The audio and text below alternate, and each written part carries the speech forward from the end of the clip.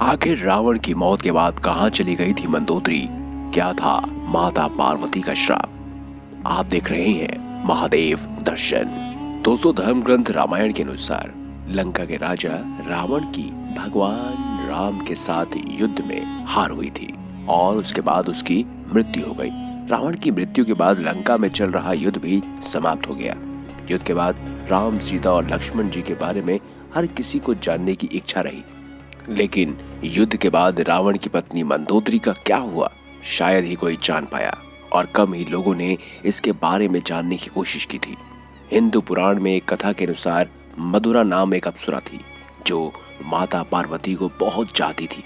एक दिन मधुरा माता पार्वती से मिलने कैलाश पर्वत पर पहुंच गई, लेकिन माता पार्वती वहां पर नहीं थी। मधुरा ने भगवान शिव को देखा तो वह उनको आकर्षित करने लग गई और उसने पूजा शुरू कर दी। कुछ समय बाद जब माता पार्वती वहां पहुंची तो ये देखकर बहुत गुस्सा हुई।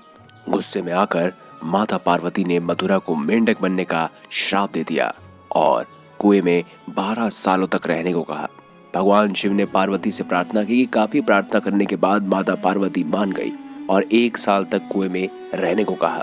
वो दोस्तों कोई और नहीं बल्कि मंदोदरी थी। मंदोदरी 1 साल तक कुएं में पूजा करती रही। वहीं दूसरे और असुरों के देवता मायासुर और पत्नी हेमा के 2 पुत्र थे। वो चाहते थे कि दोनों की एक बेटी हो। बेटी के लिए दोनों कई सालों तक कठोर तपस्या कर रहे थे। इसी दौरान 1 साल बाद मधुरा कुएं से असली रूप में आ गई और मदद के लिए पुकारने लगी। मधुरा की आवाज सुनकर मायासुर ने पूजा समाप्त की और मधुरा को गोद में उठाया। मायासुर ने इस लड़की का नाम रखा मंदोदरी। कुछ सालों बाद रावण एक बार मायासुर से मिलने गया और रावण ने मायासुर की बेटी मंदोदरी को देखा तो वह मंत्र मुक्त हो गया। रावण ने मायासुर से कहा कि उसे मंदोदरी पसंद है और वह मंदोदरी के साथ विवाह करना चाहता है। मायासुर ने मना कर दिया तो रावण ने जबरन विवाह कर लिया। विवाह के बाद दोनों ने 3 पुत्रों को जन्म दिया। मंदोदरी को पता था कि रावण बहुत अहंकारी है और वो जिस मार्ग पर चल रहा है उसका विनाश निश्चित है। मंदोदरी ने रावण को भगवान श्री राम की पत्नी माता सीता को वापस भेजने के लिए कहा, लेकिन रावण ने मना कर दिया। रावण के मरने के बाद मंदोदरी युद्ध भूमि पर गई और विनाश देखकर अत्यंत दुखी हुई। भगवान राम ने लंका का राजपाट विभीषण को सौंप दिया। रामायण के अनुसार भगवान राम ने मंदोदरी को सुझाव दिया कि वह विभीषण से विवाह कर ले। भगवान राम ने कहा कि अब वो भी लंका की महारानी है। कहा जाता है उसके बाद मंदोदरी ने खुद को महल में कैद कर लिया।